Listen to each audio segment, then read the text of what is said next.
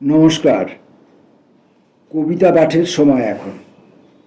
আমরা কবিতা পাঠে ছিলাম, আমরা কবিতা পাঠে আছি এবং আমরা কবিতা পাঠে থাকব। চলছে মার্চ মাস। আগামী 21শে ফেব্রুয়ারি বিশ্ব কবিতা দিবস। বিশ্ব কবিতা দিবস উপলক্ষে আমরা সম্পূর্ণ মার্চ মাসটিকেই কবিতার মাস হিসাবে উদযাপন করছি এবং বিভিন্ন ভিডিওতে আমরা একাধিক কবির কবিতা, এক কবির একাধিক কবিতা, অতীত সময়ের কবি, বর্তমান সময়ের কবি, প্রতিষ্ঠিত কবি, অপরিচিত কবি, বয়োজ্যেষ্ঠ কবি, কনিষ্ঠ কবি, সকলের কবিতা আমরা সমান গুরুত্ব দিয়ে পাঠ করছি। আজকে এই ভিডিওতে আমরা ইতস্ততভাবে আরও কিছু কবির কবিতা পড়ব। প্রথমে পড়ব কবি রজত শুভ্রগুপ্তের কবিতা প্রত্যাবর্তন।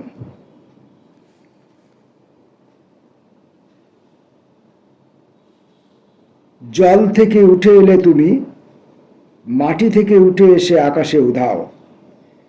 তোমার নম্র হাত আরও নম্র জীবন প্রবাহ হঠাৎই তুলে ধরলে। তীব্র অভিমানে তুমি চলে গেলে হলুদ বনের ভেতরে।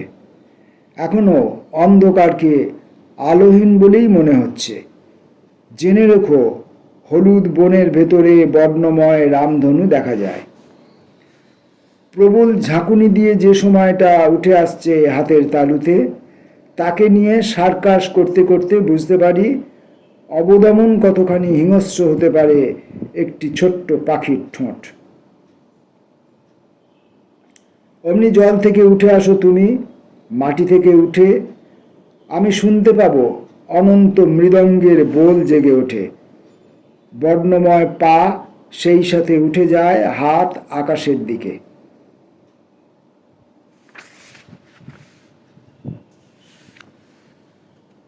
কবি মৃণাল বণিকের কবিতা ময়না তদন্ত।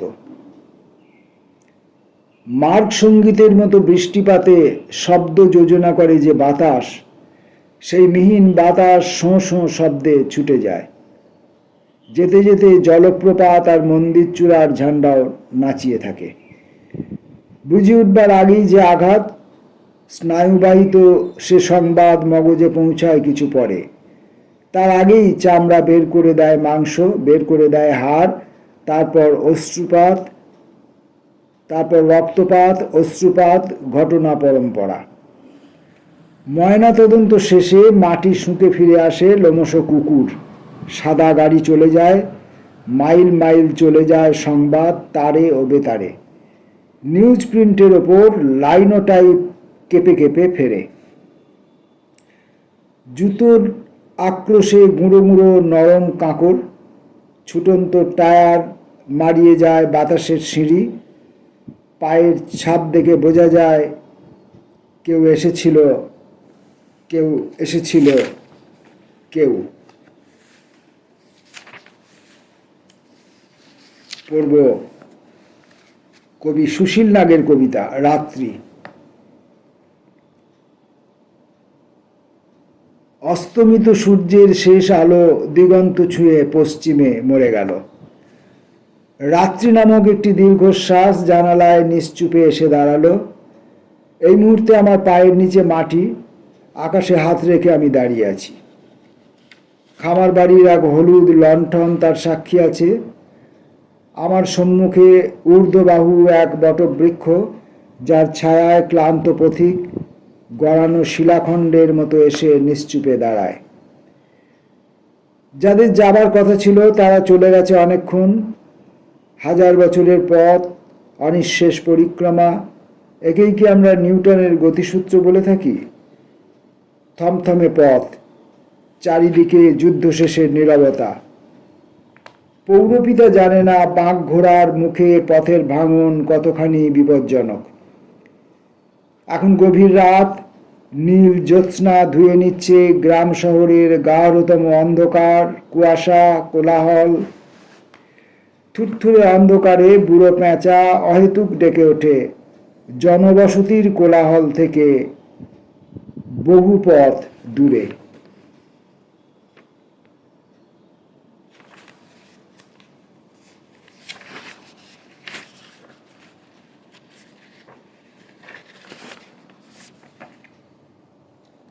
অশোক মুখোপাধ্যায়ের কবিতা মিউজিয়ামে ঘুম।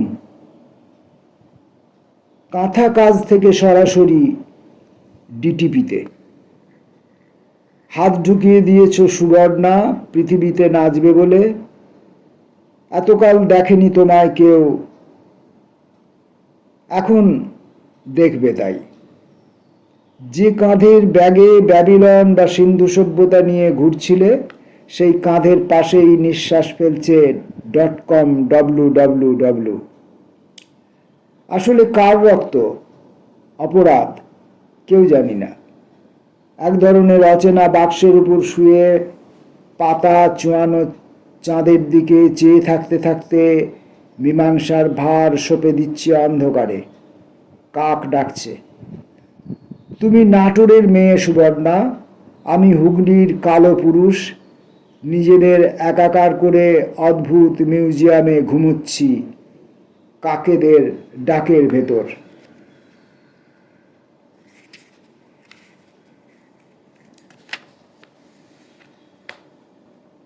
এবারের কবির নাম মতি মুখোপাধ্যায়।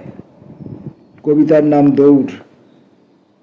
1200 গজ, তারপরই লক্ষণ গণ্ডি, রেখা ততদূর প্রশিক্ষণ। মুখবাঁধা সারিবদ্ধ গ্রেহাউন্ড, গলায় ঝুলছে নম্বরী চাকতি।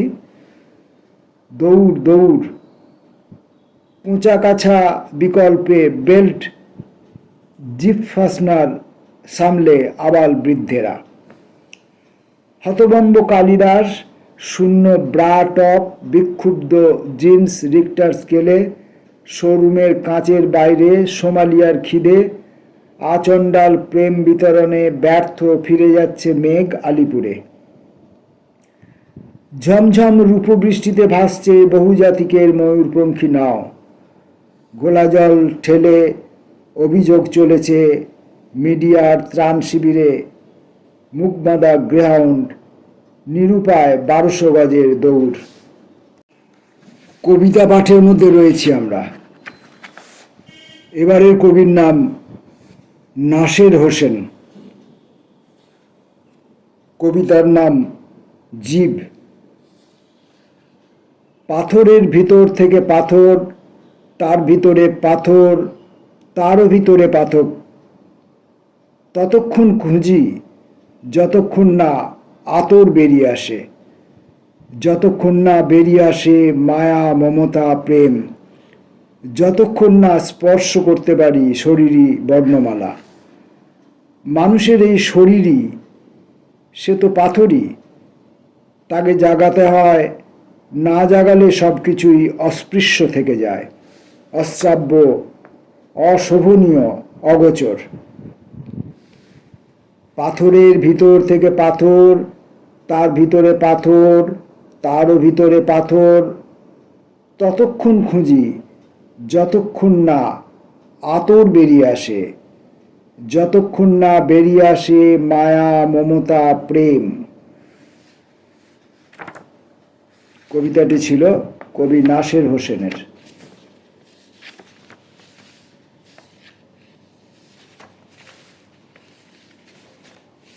আমরা মার্চ মাসের কবিতা পড়ছি। এবারের কবির নাম অনিকেত পাত্র। কবিতার নাম বীজ যাত্রা। বিস্তারিত সুদূরে অজয়, এসেছি শিশিরকালে। কাশ কাশ বেলা, হেমন জীবনযাত্রী, তিলকাল নিস্তরঙ্গ থামো। নীলে কালো ছোপ ছোপ পোকা, লতায় সরল যৌবন দিনের কাজে। অবগাহন প্রহরে, সোনারং ফোটন বুনন, লতা বৃক্ষশ্বাসে প্রাণ সহচর। অব্যয় প্রণাম নাও। দক্ষিণে অযোধ্যা গ্রাম, উত্তরে বসুধা। ধান থরে অন্যের আলাপ মাঠে মাঠে অসিত কলমা, অচঞ্চল জনপদে ফিরে আসে হেঁটো বালির শ্রমিক, ডাঙালে গানের কথা দূরে কাটা কাটা ভাসে। দেখি গরু ও বাছুর নদীকূলে ওই অনন্ত গুল্মের গন্ধ গ্রাহক গন্ধিতে নাচে। দেখি গরু ও বাছুর নদীকূলে ওই অনন্ত গুল্মের গন্ধ গ্রাহক গ্রন্থিতে নাচে, হাসে ক্ষীণ স্রোত কূলে বালু। চাই বুঝে নিতে স্বাদ নিজেকে ভোলার, অমূল্য ধনেতে মন লবণ লবণ। ঘোচে না বাসনা, দৃষ্টিও সরে না, একটি অচেনা বীজ পেয়েছি পথেই, খুঁড়ি কিছু মাটি, রাখি বীজখণ্ড, যাও বীজ শাশ্বত জননে। কবির নাম অমিতাভ মৈত্র। ঘর। যাই ঘটুক না কেন, নতলার এই জীবাণুমুক্ত ঘর মনে হয় ওই একই রকম থাকবে। ব্ল্যাকবোর্ডে চক ঘষার শব্দ আর টুকরো কথায় চলতে থাকা এই আলোচনার ধরনও সম্ভবত বদলে যাবে না কখনো। চাপা পাজামার কজন মানুষ মুখের নিশ্চিহ্ন মুছে, জুতোর শব্দ মুছে একই রকম হেঁটে বেড়াবে তাদের দুর্গম পুরু কাঁচের বারান্দাগুলোয়। জানতে চাইবে না সাদা কাগজে অস্তিত্বের ছোট ছোট টুকরোগুলো জড়িয়ে অদ্ভুত হাসির সেই মহিলা কেন তুলে ধরে থাকে তাদের দিকে। দিনাবসানের সেই সাদা কাগজ হয়তো শেষ পর্যন্ত পড়ে নেবে কেউ, তারপর আরেকটি সাদা কাগজে তাকে জানিয়ে দেবে যে তুলে ধরা হাতের মাধ্যমে চিরন্তনতার সাথে যুক্ত হয়ে গেছে সে, এবং সাধারণভাবে তার কোনো পরিত্রাণ নেই আর। অমিতাভ মৈত্রের আরেকটি কবিতা দরজা। দরজার এপাশে তোমার এই উপস্থিতির কোনো অর্থ নেই যতক্ষণ পর্যন্ত না দরজার ওপাশে চাপা গলায় কথাগুলো তুমি ফিরিয়ে আনতে পারো আবার। যেসব গলাদের তুমি মেরে ফেলেছ তাদের দূরতম স্মৃতিও সরিয়ে নিয়ে দরজা এখন দুলে যাচ্ছে একা, আর তোমার স্তব্ধতা সহ্য করার ক্ষমতা বুঝতে চাইছে।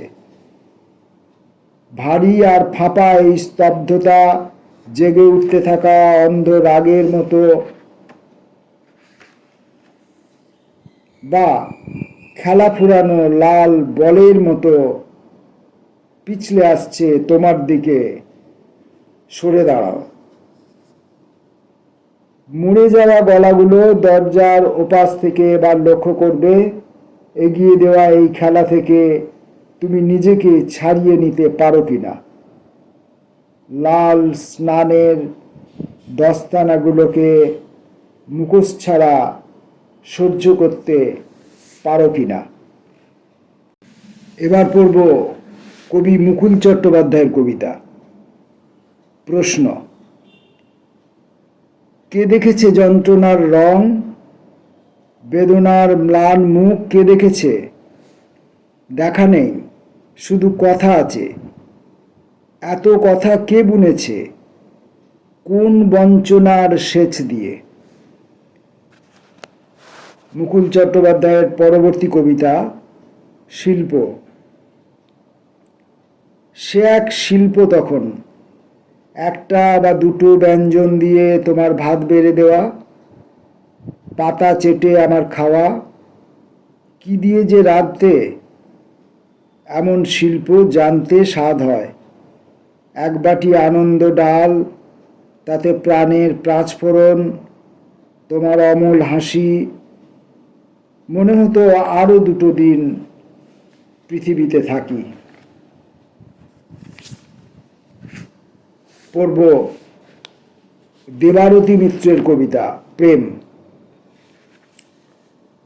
কালো কালো পৃষ্ঠা ঢাকা সাদা অন্ধকার, আমার সোনামণি এসো, চাঁদমণি এসো, বুজুমণি এসো বলে 3 বার ডাকলে বইয়ের জঙ্গল থেকে একটুখানি মুখ বার করে তারপর নিচে নামে আমার কোলে এসে বসে। 1.5 তুলোর থেকেও হালকা, ক্ষীর আর মিশ্রির মতো, তুলসী পাতার গন্ধ, বনটিয়ার ডাক। আমার গায়ের উপর সে স্কিপিং করে, নাচে, হাসির দমকে আমাকে কাঁপায়। এখন তার ডানা গজিয়েছে, সে পায়রা, জিন বা পরমাত্মা হয়ে গেছে। আমার চাঁদমণিকে আমি আকাশে উঠতে দেব না, সমুদ্রে তলিয়ে যেতে দেব না।